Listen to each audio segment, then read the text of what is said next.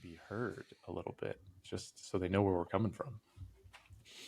Well, I'm Austin, the CEO of Flybodies. I'm Garrett, an intern at Flybodies, and today we're going to hear the Flybodies story. So, Austin, the Flybodies journey has been a long one. You've been doing this for a few years, and I want to get into the background, how it started, and kind of all of those details. But I think what might be helpful for the listeners is some more about you, the founder, and what's your background, and kind of where do you come from, and how did that lead you to Flybodies? Yeah, man. No, I am a little nervous, for this. I told Garrett before this that before any like big, storytelling or presentation, I like to do this thing that Johnny Drama does on Entourage, and that's the kind of like I want to do something that's like going to get me psyched up, but I'm also like, to ease the tension. So at the beginning of each audition, Johnny Drama just turns around, he self talks to himself, and then he goes, "Oh yeah," and that's the kind of like I live, because I'm just like, man, big moments and stuff like that. So like that's the first thing I'll say is like growing up. I To be honest, I played a bunch of sports. My family, um, my dad's a head football coach in high school. My mom actually was a cheerleader in college, and they actually met in college. It was like the fairy tale story, the captain of the football team and like the captain of the cheerleading team, which is kind of funny. Um, and so I have two brothers and one sister. I'm in the middle. I'm a middle child, so that's part of the reason why I'm doing this. Is I've always been trying to find my way and help older siblings out, help younger siblings out. But fast forward, played sports my whole life, and then went to the Air Force Academy. Played recruited to play football at the Air Force Academy, and played for the first 2 years, and then I got cut after my sophomore year, and then ended up playing rugby, which was really really fun because I still was just very very passionate about playing sports, and so I think that's something that I've always been very competitive and wanting to play sports. So that's probably one of the reasons why I'm in the health and wellness industry with Flybodies, because it's something that I find very fun to do, because you can always improve yourself either mentally or physically. And so went to the Air Force Academy, graduated in 2012, and then still played rugby after we graduated. I played with Garrett here, so it was a lot of fun, and tried to play at the highest level. That was my goal, was like I wanted to play in the Olympics. I wanted to be on the sevens Olympic team, and I thought I had an opportunity to. Too many injuries, and maybe just not opportunities taken advantage of sometimes. But hey, you shoot for the stars, you hit the moon, as they say. And then from like a work standpoint, I was a missileer to begin with, and then after being a missileer for a couple of years, I went into acquisitions, which is basically a businessman for the Air Force. And from that route, so I was in F.E. Warren Air Force Base in Cheyenne, Wyoming. Lived in Colorado for a couple of years, and then my acquisitions duty brought me to L.A. All right, Los Angeles. And when I was in LA, basically, still playing rugby, still doing active duty Air Force, working satellite acquisitions. So I was working on the next generation of GPS. And during this time, I was still trying to figure out like, um, do I really want to, be in the Air Force long term? And I think that's that's a question that everybody kind of has. I didn't want to be a pilot because it wasn't something I was super passionate about, and that's a pretty much a 12-year commitment.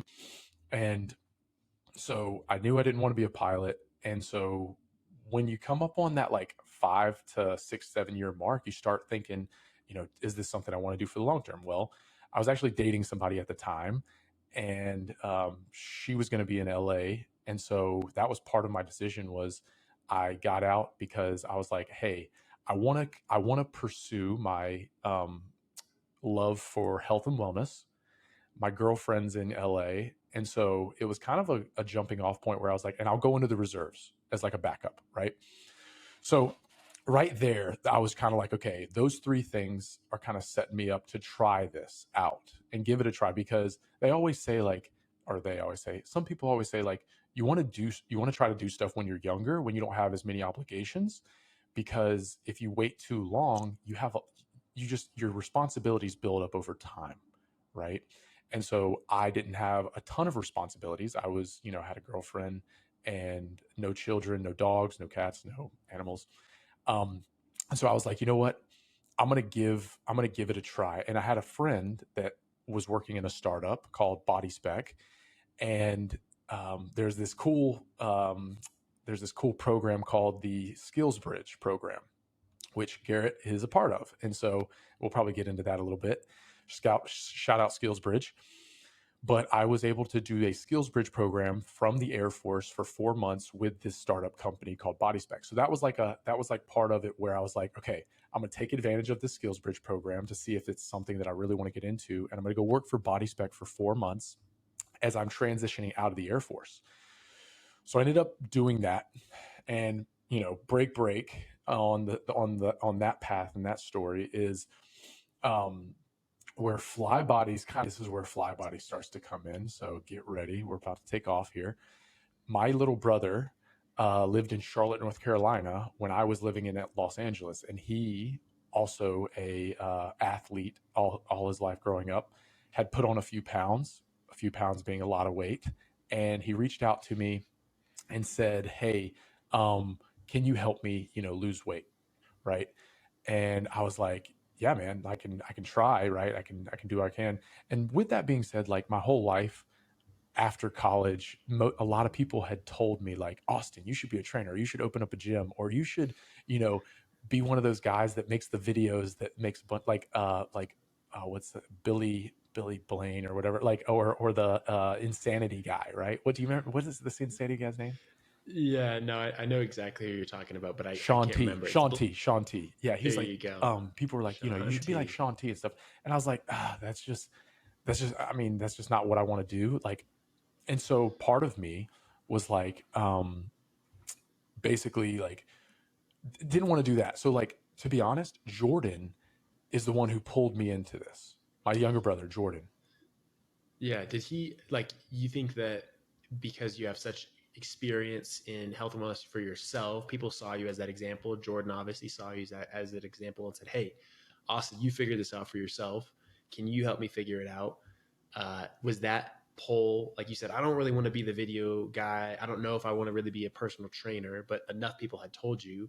What was it about Jordan reaching out to you and saying, "Hey, I need your help"? That was enough for you to say, "Yeah, I'm gonna go for it."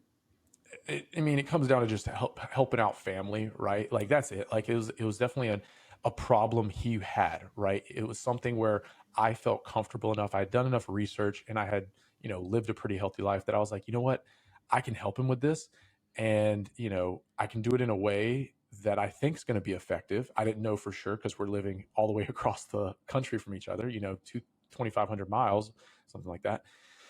And so it was going to be difficult, right? Like if you're in the same place with somebody, it's much easier to help them out. But like when you're not, but with the current um, technology that we have, it's like, okay, it makes it a viable option, right? So to your point, like Jordan had a problem. He wanted to lose weight, didn't know how to do it, and not to mention, it gave me an opportunity to like really help somebody out that I love, right?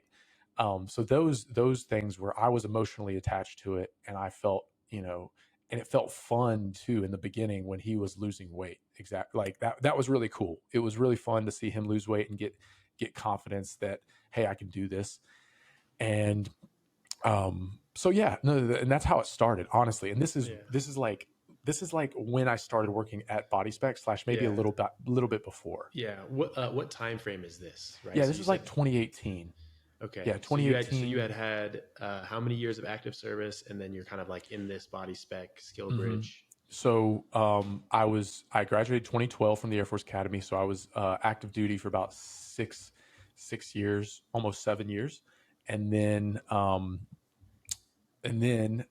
my jumping off point was around, I think I got out August of 2019, so right after, right, almost right before the pandemic, but August of 2019.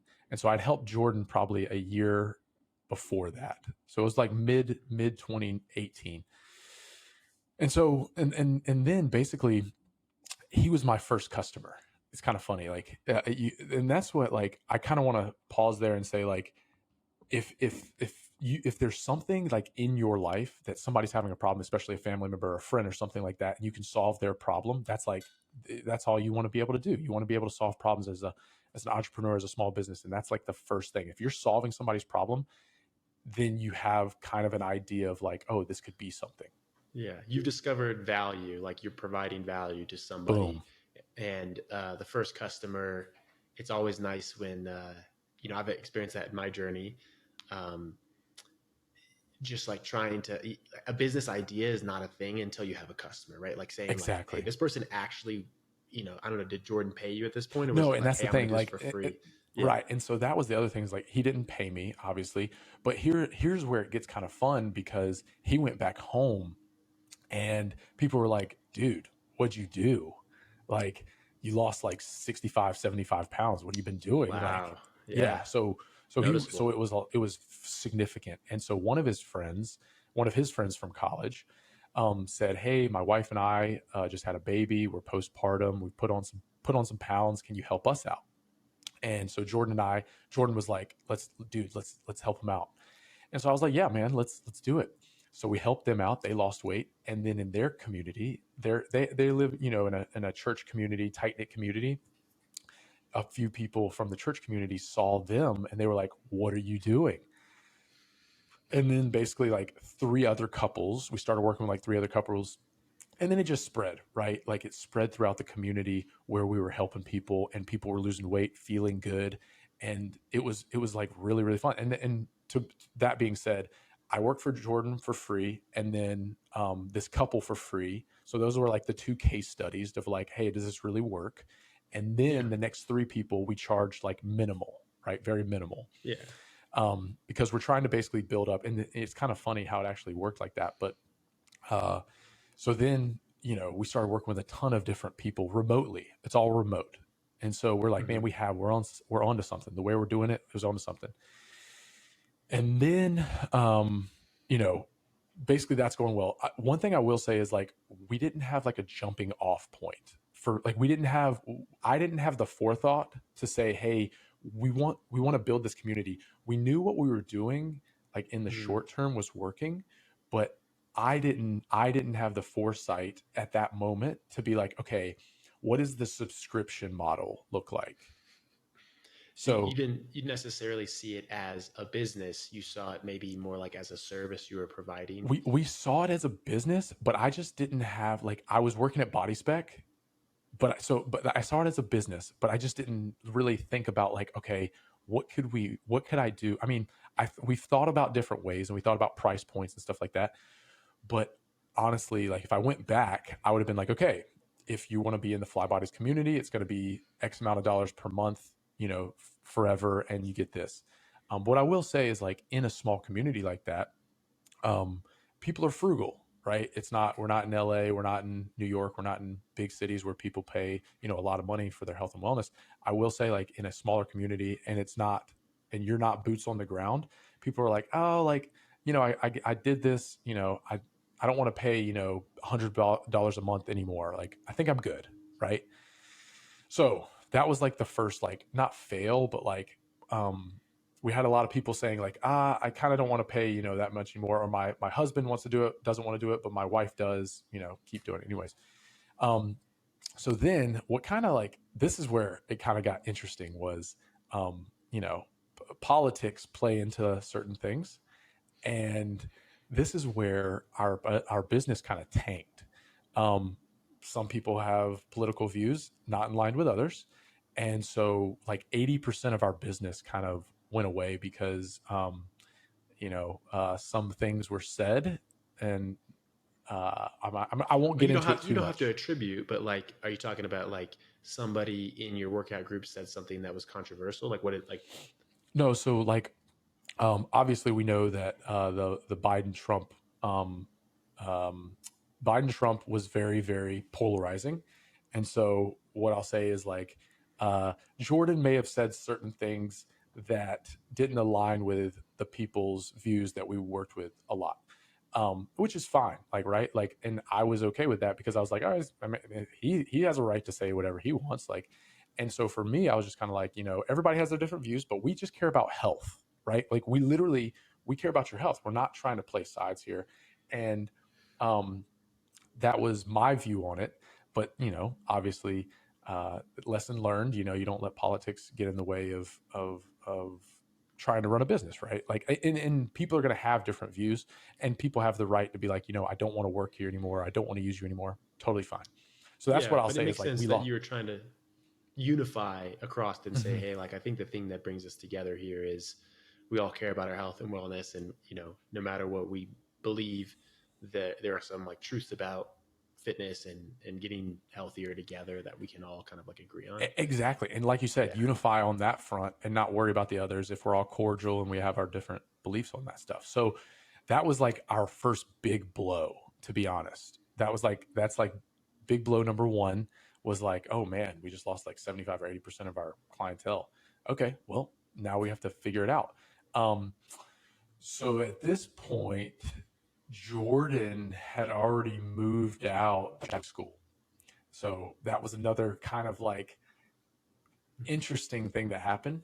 And I was actually about to stop working at Body Spec because I was going to do fly bodies full time, thinking I had these 80% of clients coming on board. But then obviously that's something that happens that you just don't really foresee. Um, so uh, now Jordan's working at Chadwick, and it's during COVID. So, all schools are not going to school regularly, right? Kids are going minimally to practices and stuff like that, but like it's all remote work and stuff like that. And this is what I'll say is like the next thing is um, a lot of my clients were not a lot, but like a majority were teachers. Like my mom was you doing fly bodies. She's a teacher, and then she had a bunch of her friends doing fly bodies, and they were teachers. And so this is when I kind of wanted to get into the teacher space because we found an area where we were like, oh, like teachers are a part of the market in the health and wellness space that are kind of being overlooked. Mhm. And essentially like that was like the okay, how can we provide health and wellness services to teachers? And that was started to be my kind of my vision. That started to be like, okay, how can we make this work?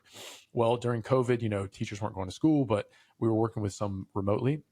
And then fast forward to fast forward like a year, right? I talked to the head of school at Chadwick, and this is when I was like, okay, let's see if they'd be willing to do it at Chadwick. I asked the head of school. I said, hey, I run this company called Face. We do health and wellness services for people remotely and in person. Um, and I'd love to do a wellness program for your teachers here at Chadwick. And it's funny. Like this is my one of my favorite stories because it kind of went in. It was 2021, beginning of 2021. Um, and sorry, beginning of 2022. All these years run together, right? Like beginning of 2022, and it was like January. And so I talked to him in January, and it kind of went one in one ear, out the other. And then May came around, and I talked to him again, and I said, "Hey, I was wondering if you thought about this.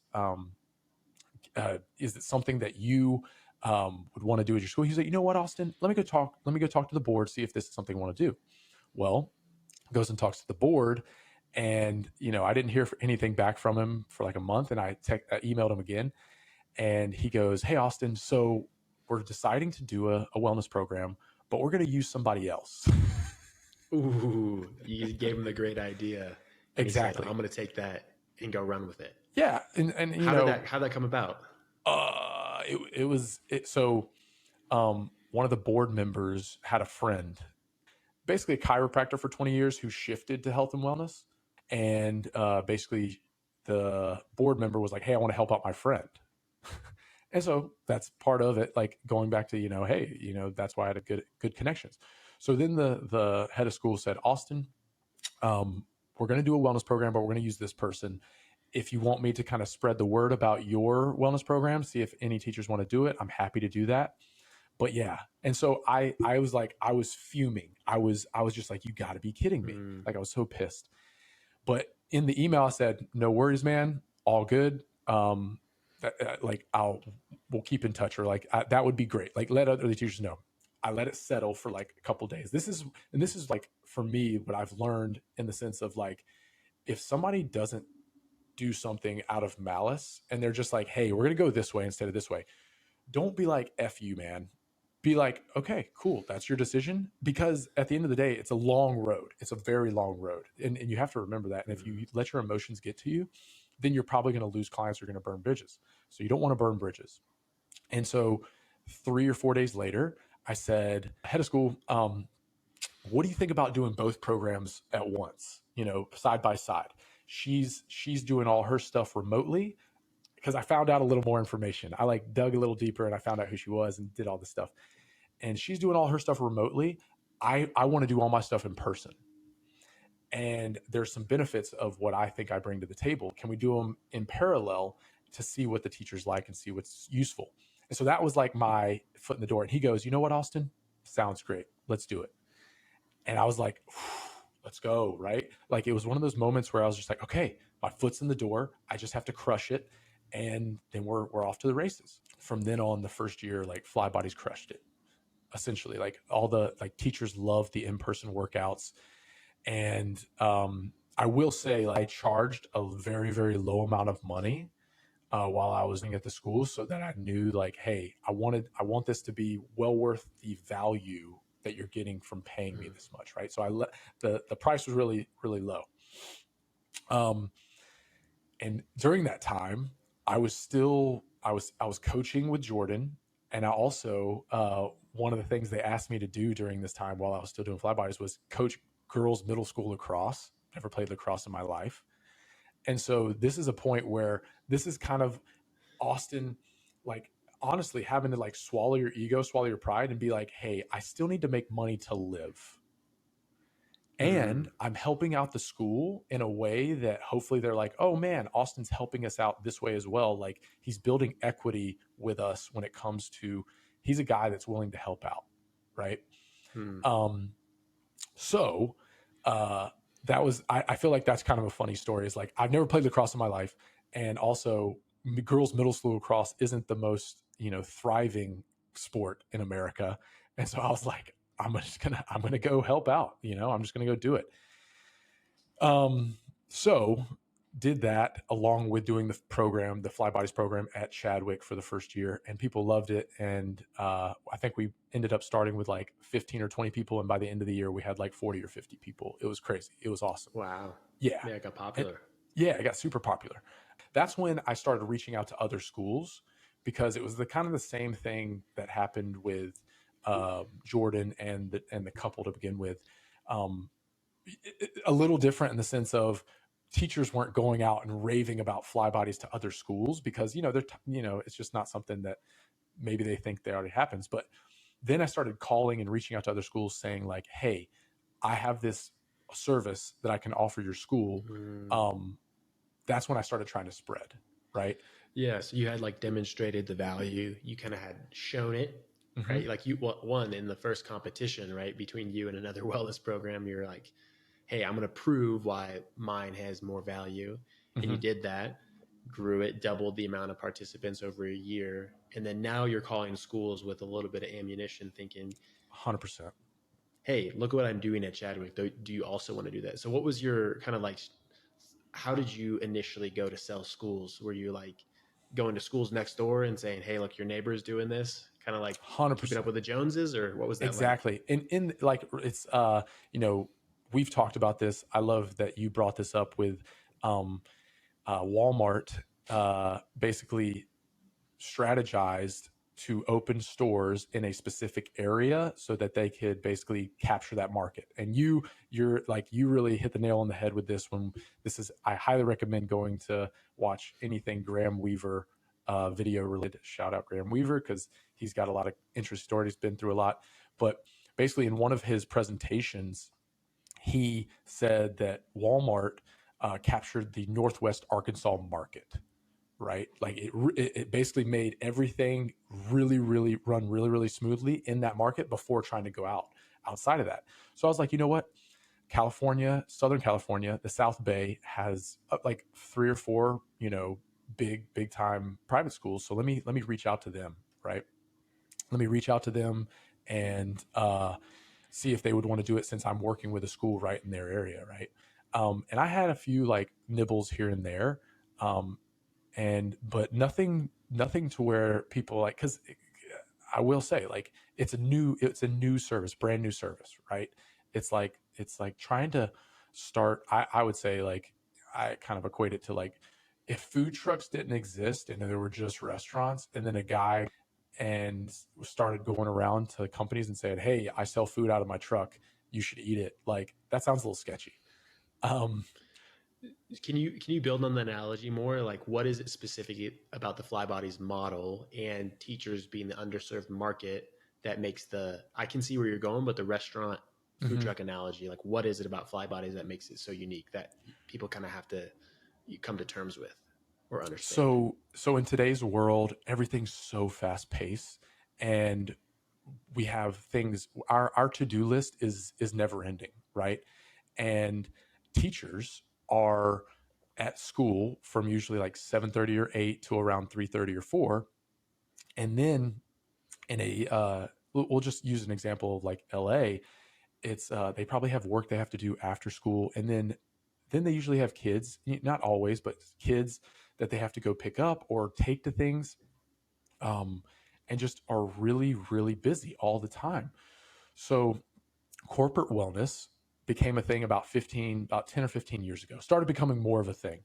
And so with that food truck analogy, most people feel like, oh, if I want to go get fit, if I want to be healthy, I have to go to a gym to do it, right?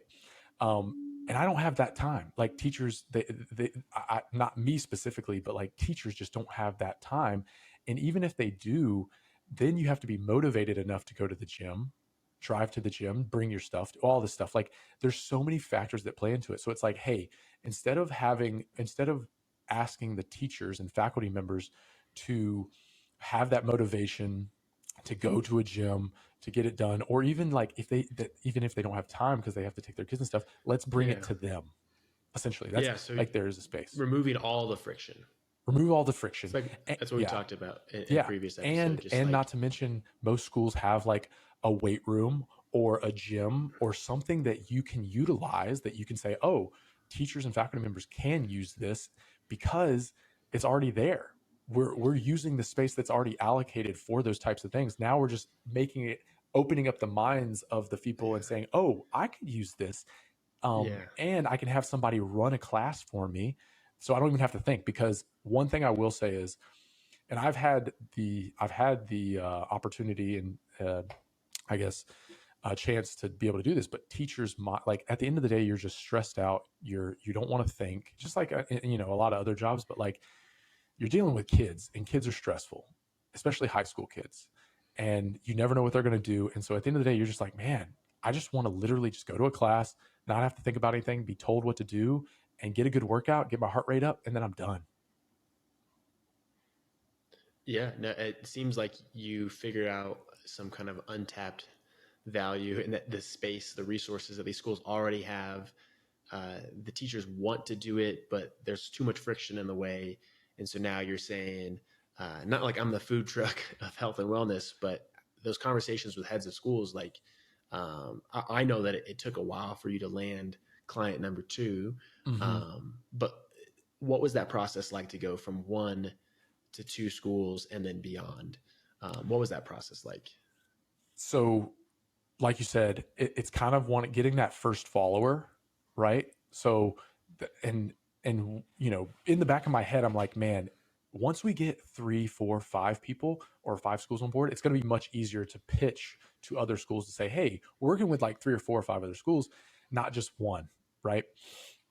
And so I reached out to HR directors, because head of schools are very difficult to get a hold of. Not to mention, if you don't have like an in, or a warm intro to a head of school, they're not really, they're going to be like, I don't have time for this. Like, I have a Or million other you'll things to never be do. able to talk to them because the school admin, their job is to keep you away Dude, from the head of school. You call just, up and you say, "Hey, is so and they so have a in?" bat. Ooh, they're out. Yeah, no, deny. Not even out, but it's like, they're the first filter, right? They're the first filter of saying, like, Which makes sense. They don't yes, know you, right? You're coming in with something that doesn't make a lot of sense. But the more credibility you build up with other schools, then like you know, you have the opportunity to have those conversations. So how do those conversations with the HR directors go?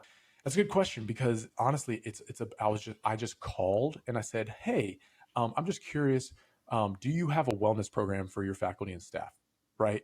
And usually they would be like, what do you mean by that, right? Like what does that mean? Like we like, and here's the other thing too is schools slash HR directors and like people in general don't want to feel like they're not doing something they should already be doing. So you have to be aware of that and say not be like attacking what they're doing already, but you have to be like inquisitive, right? You have to be like, hey, I'm just curious. Are you already doing this? Yeah, And then no, explain it's why a it is. good pattern to interrupt for if you're making calls to people, right? Like it's unexpected, especially if they've never heard of the concept or like kind of hadn't really done it. And then also it assumes, hey, this is a thing that exists. And Mm-hmm. like, do you have this?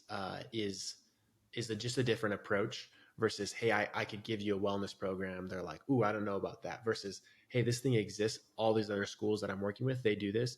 Would you like to just know more? What is that thing? Exactly, exactly, and just giving information because what I'll say is like, and I say this all the time. I think I've said it a million times, but planting the seed, right? Like you have to, if nobody's ever heard of something like this, you have to even just let it like settle with them for a little while. Like they have to like digest it and be like, um, okay, what is this? And it's probably going to go in one ear and out the other, just like it did with the first head of school that I talked to, where he was just like I don't even know what this is. Like, I have other things to think about. And so that brings me to the point of like, you're probably not going to sell the first time you call. Like, you're not going to sell somebody on the thing that you're doing the first time you call. What I'll say is, it took me like 6 months to 8 months to get the second person on board. So, like, and that was by happenstance because um it's a funny story, but like basically I started speaking to these people in the fall of 2022. I started like getting the conversation going, started planting the seed, and in the spring of 2023 there was one school called, it was up in Pasadena, called Flint Ridge. It's actually a school that Chadwick plays in football. And I was talking to the HR director, and she's like, oh, this is definitely something we want to do, in the fall. Well, she ended up getting sick, and I'm not, putting her business out there, but like she ended up getting sick and was like, hey, I can't think about this right now. I have to think about other things. And I was like, oh my God, I was expecting, this to happen in the fall. And there was a couple of other schools kind of stringing me along to say like, oh, this is something we may want to do. But we don't know if we'll have funds for it yet. Like I even went to a school and toured the school with the assistant head of school. And I was like, and he seemed like it was like, we're going to sign you tomorrow. Like literally, this is something we'll do. We should have been doing yesterday. But then ends up, I don't know if it was my price that I put out or something else, but basically he was like, yeah, we don't have funds for that right now. And I was just like, okay, cool. So there was a lot of like almost in the beginning, but then you just have to Yeah, literally just keep selling. You have to keep marketing and see, it's like, hey, like this might not be the right time for this person, but I'm going to keep a good contact. I'm going to keep checking in, because that was the other thing that I found out is over this time period, people like literally say to me, Austin, I'm glad you're checking back in with me. I appreciate that. Like just to check back in, because they have a million things they're going on at the school or in their business or in their life. And so if you check back in with them and you're not expecting them, like, and goes back to don't have high expectations. Um, low expectations, people. No. But like essentially call back to these people and just be like, hey, I'm just checking in. I just want to know if like if something has changed or if you're interested or if you want more information, because a lot of times it's not you, it's not your product, it's not what you're selling. It is, they just have too much going on. And so that's literally the second school that I did a presentation at was Flint Ridge Preparatory School up in Pasadena. And then that was in the fall of 2023. And then that we wanted to do a mileage challenge there in 2024. Did a mileage challenge at another school up in Pasadena called Chandler School, because then we started getting momentum. Then I was able to say, hey, we just did a presentation at Flint Ridge. I'd love to do a presentation at your school in Pasadena. And they were like, oh yeah, I know where Flint Ridge is. We're talking to a couple of other schools and we're getting stuff set up there. And they go, okay, yeah, no, it sounds like you're a legitimate business. Let's do this. And what I will say is health and wellness is not just like a little widget that goes on your computer that's not going to be super harmful.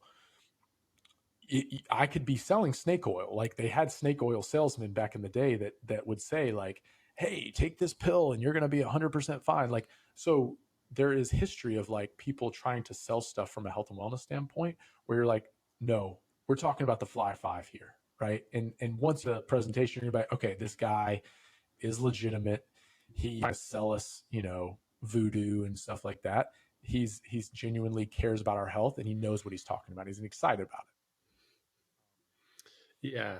No, it seems like you've had quite a few, like you've done a really good job at um, providing value first, especially like either free or no cost to build that trust and that credibility. And then those entry level things, especially the presentations, which, I've listened to and I've seen some of your recordings of that it's all peer research, kind of like the experts in the fields.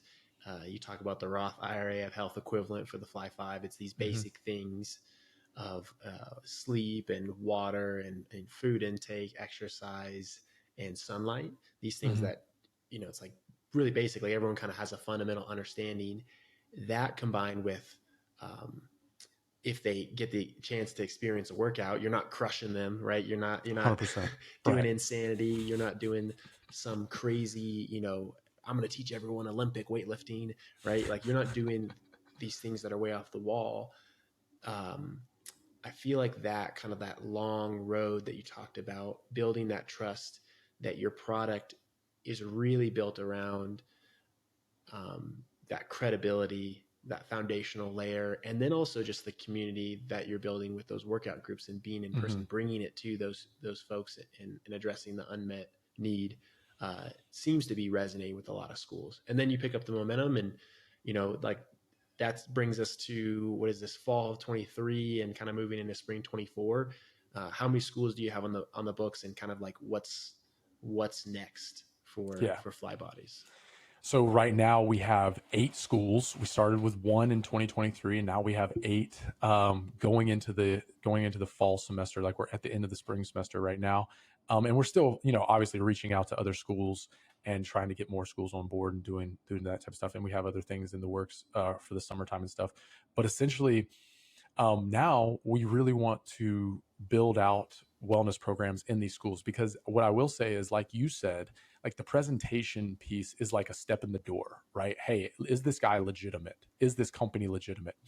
And some schools want to do, workouts. Some schools just want to do a mileage challenge. Some schools want to just see the presentation first and see what it's all about and then take a step forward.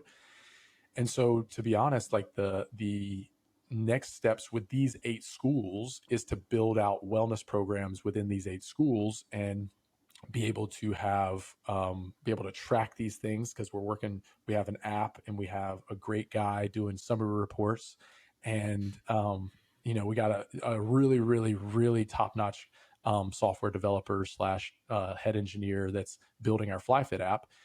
And so that's the really cool thing is like, um, I wouldn't have been able to do this much, I don't think, on my own. So that was one thing where I was just like, I kind of foresaw, like, hey, I'm going to need more people in order to do this. And that's where the skills bridge thing came in. Um, so that was like, that's another story is like, I saw an opportunity for fly bodies to utilize the skills bridge program. So I wanted to be able to utilize hardworking people from the armed forces to help with fly bodies. And it's all kind of like coming to a point where it's like, okay, now we really want to build out these 8 schools and have a really well-oiled machine when it comes to a wellness program for the teachers, faculty, and staff members.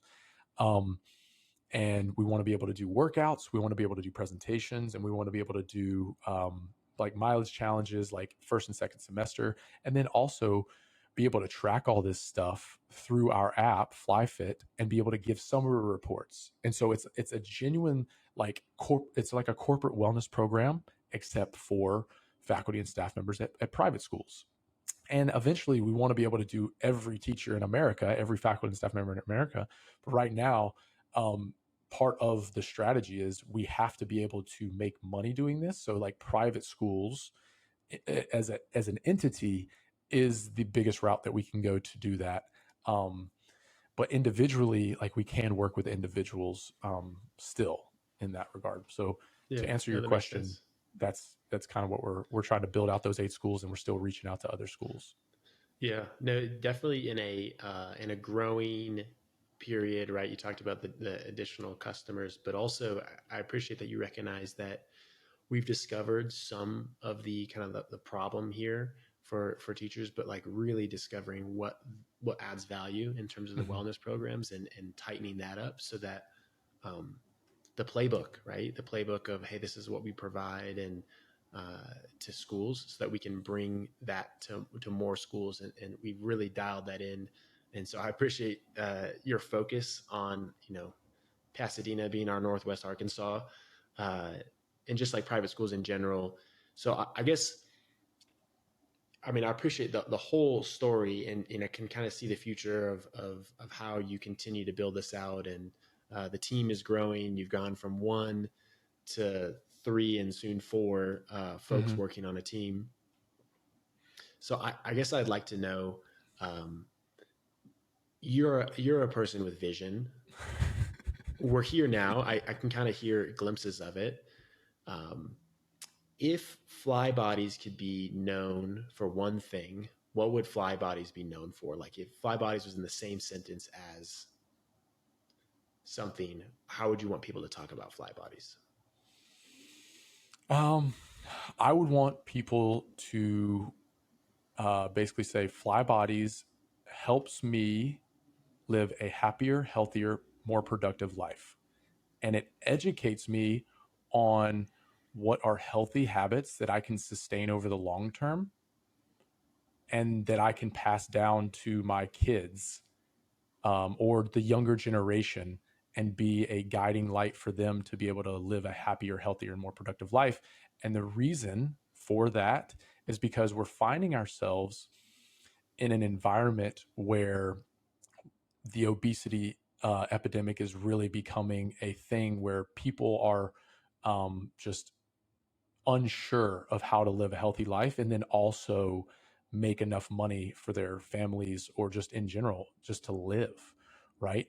So I want somebody to look at fly bodies and go, man, fly bodies helps me live a healthy, also being able to provide in a sustainable way. Oh, that's awesome. It's a beautiful future, and I'm on board for it.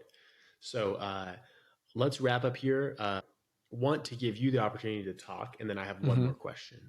Yeah, no, and I kind of wanted to finish with like three like top like three things where I'm just like because our podcast I want this podcast to be like an educational podcast of like wellness, but then I also want it to be at this point in our juncture like and I've heard so many people say this is I would have loved to hear the story along the way. So for like young entrepreneurs or just young or like small business owners or even just big business owners like to think outside the box. So these three things are get into a space that you love but you may not be making a ton of money doing it because you're going to learn what the problems are in that space, right? So I didn't touch on it too much, but when I went to work for Body Spec, because I didn't want to just jump off and do fly bodies full time because I didn't think that was the best option for me.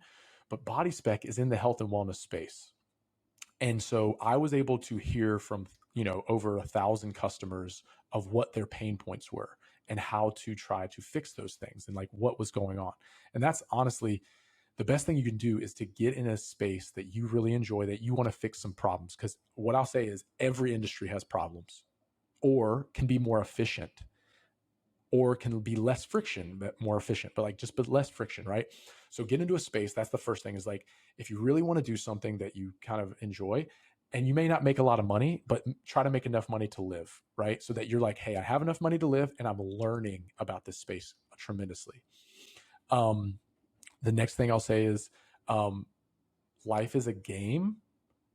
And so we talked about Catan last time. So you have to know the rules and you have to be adaptable. And that's where I'm just like, man, you have to be able to roll the punches and be like, okay, I have this really, really big goal. I want to win the game. I want to do that. But I have to play like these sub games along the way. And so you have to be adaptable and willing to coach women's lacrosse or in middle school, continue to do what you want to do, in order to figure that out. And also, this is, I didn't even get into this story, but I lived in a 1 bedroom apartment with my brother for a little bit, and a dog, and so we made that work. Like I love that story because I'm just like, man, we made that work for a little bit because it was something we had to do. We didn't have a lot of money at the time. Um, and so sometimes you gotta make some sacrifices, and you gotta be able to take a step back and say, you know what, if I really want to do what I want to do, I sometimes I have to let my ego go and step back a little bit. And the last thing I'll say is like, stay alive instead of don't die. So the positive way of don't die is to stay alive.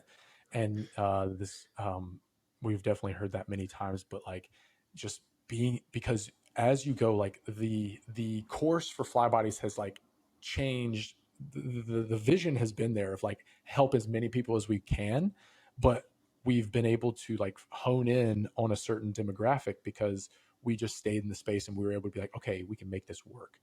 So those three things I think are just super helpful to be realize, is like, you're never going to have a perfect solution, but like, stay alive, know that it's a game and that you have to adapt to things, and then just get in the space that you enjoy, even if it's just a part-time thing. If you have a full-time job, but there's a little thing that you want to do on the side, like, get into that just so you can understand the problems, because we all have preconceived notions of like what we think the problems are, and we think, oh, we know what's going on in there, but like, dude, once you get your hands dirty and once you get in there, you figure out a lot more. No, that's great. And I appreciate, like, I can tell through your story, the um, kind of calculated steps you were taking, not really jumping into the deep end. I think sometimes you hear this myth of startups or myth of entrepreneurs that's like, burn all your bridges, leave your family, and go start this thing because that's the thing. Um, well, you're doing that kind of sight unseen, right? So I Mm-hmm. appreciate that you kind of took those calculated steps, and I'm, although unfortunate, like, I'm glad that you had that kind of early loss of your customer base, and Jordan moved across the country to live with you, because through that kind of process of pruning and shaping and staying alive and doing what you needed to do, like, I know you've told me that story. We'll have to give a better description in the future if you're like the living room setup for you and Jordan. But yeah, you just survived, and then you found this really underserved population of educators and high value examples for kids to like address this massive health crisis in the US. And it's like, oh my gosh, I'm so glad that you had the determination and will to stick through it, because now I can come work with you and continue the vision. So I'm grateful for the way that you approach this whole process, and I'm excited for the future. All Good. right. So I got one more question. There's two questions that I want to ask you, but the one that I think that you might enjoy best is, okay, you listen to a ton of podcasts and you read a ton of books. At this point, based on what you talked about today with your Fly Bodies journey, what is the one podcast and the one book you would recommend? Like, this is what I got the most out of to help me along my Fly Bodies journey, building the company. The one podcast and one book. Um, I would say, oh man. Oh, that is the okay. Book. I know the book. I know the book. The book pops off into my head. It's The Fish Who Ate the Whale. It's Okay. a great book. Unbelievable book. And I'll tell you why, is because it's literally the entrepreneurial journey. It's from zero to all the way to the end. And I'll give you the like 100% go read that book. But basically, the little bit that I'll give you is Sam Zimmery, um, Zamuri. Mm-hmm. Zimmery, Zimmery, the Banana King, the Banana Man King, um, essentially. started out his journey with being the banana king of the world essentially by going down to the shipyard, and as they were getting rid of bananas that they thought were overripe and that weren't going to make it to grocery stores or customers, they would get rid of them or sell them for a very, very low premium or a very, very, very low cost. And so he goes, you know what? I'm going to buy it. He didn't have a lot of money because he was a Russian immigrant, I'm pretty sure. Mhm. Um, and so he goes, you know what? I'm going to buy these really, really low cost bananas, and I'm going to race to the stores, and I'm going to give them to those people so that they don't get right, so that they can sell them to their customers. So that right there, I'm just like, man, he saw an opportunity to where he can um, get something that was undervalued and make it valuable by bringing it, by getting it to his customers faster, and so and selling them for cheaper because he was able to buy it for cheaper. And that's what we're trying to do with fly bodies, of getting that friction down, bringing wellness services to teachers. So I was like, man, that's a cool parallel. And but then also highly recommend reading that book because you realize that business is not everything about life. Like there's way more to life than just business and like and making a lot of money, because so many things can happen in life, and like there's so many ups and downs in that book. And it just made me realize, like, yes, it's important to strive for like big opportunities and greatness and stuff, but you always have to keep in the back of your mind that relationships and friendships and family are like the most important thing. And when you're 65, 75, 85 years old, you're just going to want your family and friends to really care about you. Yeah, absolutely. Great book. Okay. Now, I know you listen to a lot of podcasts, but what's one, doesn't have to be your favorite, but what's one that really jumps out to you?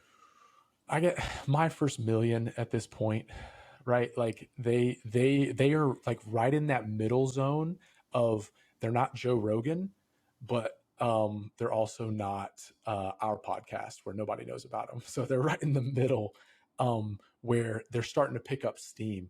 And it's kind of one of those things where they still have to hustle pretty hard and still have to like really focus. And the reason why is because they bring on a lot, like, because I'm an entrepreneurial guy, and so they have a lot of like business ideas and helpful things. Or I'm gonna the Alex Hormozy for entrepreneurship, and then the third one, I'm gonna give a third one, Andrew Huberman podcast, Huberman Lab podcast. So those three, I can't just give one because I'm serious. Like, I'm not joking.